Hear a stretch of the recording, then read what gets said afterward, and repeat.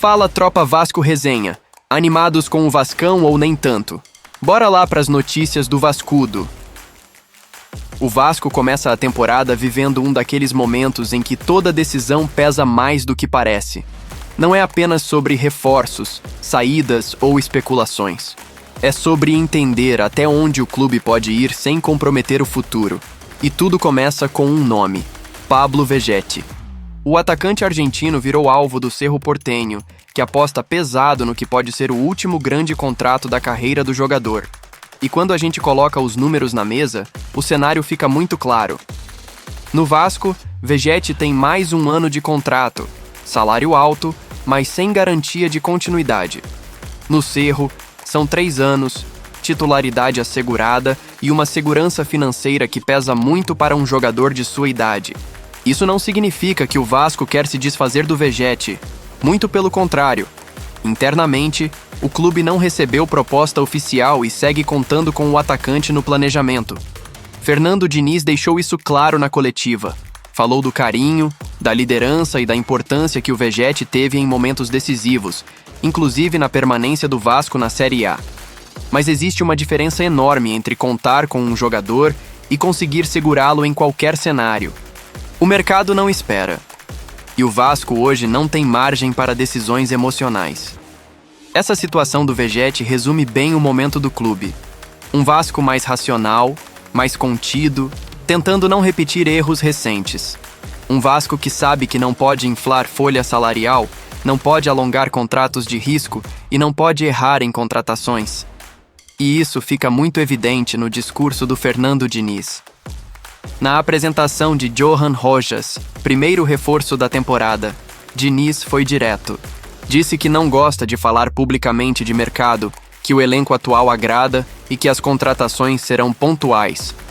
Não é discurso de quem promete revolução, é discurso de quem sabe exatamente onde pisa. O Vasco trouxe Rojas e está muito próximo de anunciar Alan Saldívia. 2 jogadores mapeados há bastante tempo, analisados com cuidado e escolhidos dentro da realidade financeira do clube. O próprio Diniz revelou que já havia indicado o Saldívia em outros trabalhos e que acompanha o zagueiro desde os tempos de Colo-Colo. Nada de apostas desesperadas, nada de contratações por impulso. E quando o treinador fala que a maior contratação do Vasco é a manutenção do elenco, isso diz muito. Manter jogadores como Ryan, por exemplo, virou prioridade. Segurar talentos internos é tão importante quanto trazer reforços externos. Esse pensamento se conecta diretamente com outro caso importante: Leandrinho. O lateral pediu para ser negociado. Não por briga, não por crise interna, mas por carreira. Teve pouca minutagem, recebe um salário baixo para o padrão do futebol profissional e recebeu propostas que oferecem mais espaço e valorização salarial.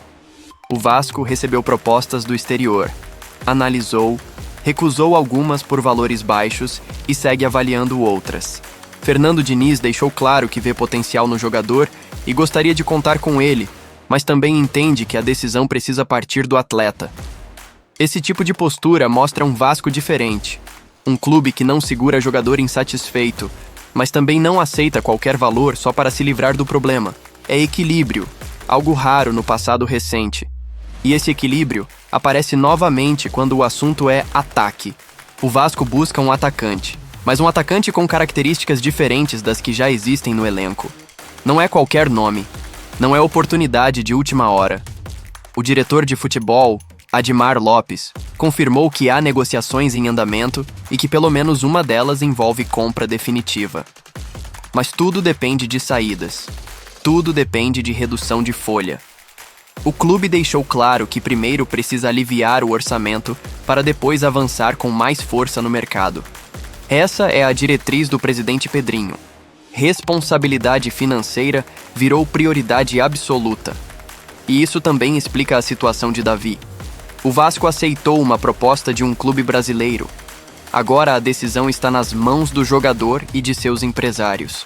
Se houver acordo, a saída será confirmada. Enquanto isso, Fernando Diniz projeta 2026 com os pés no chão. Ele fala em desejo de ganhar tudo, mas sem criar ilusões. Reconhece as limitações reconhece a dificuldade de competir sem grandes investimentos e assume a autocrítica pela inconsistência do ano passado. Diniz não foge do tema.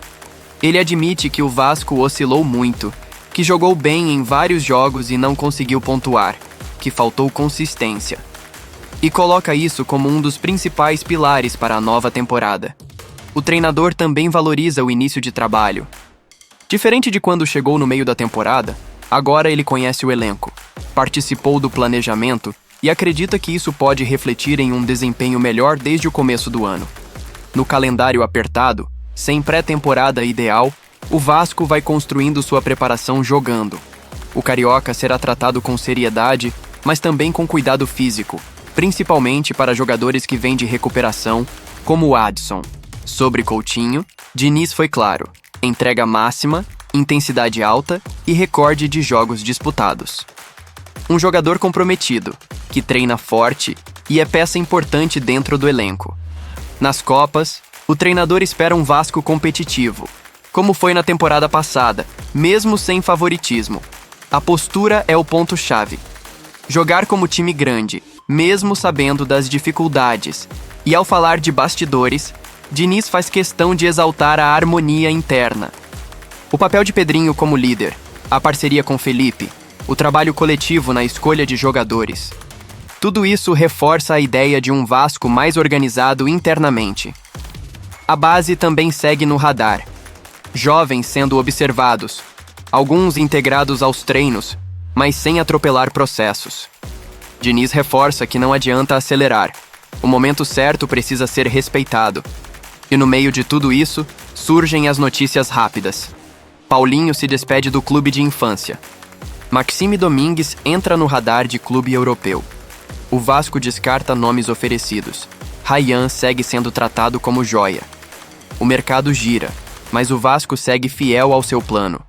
No fim das contas, o que fica claro é que o Vasco não está parado. Ele está andando com cautela.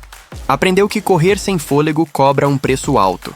Agora, a tentativa é construir algo mais sólido, mesmo que isso signifique decisões difíceis, escolhas impopulares e paciência.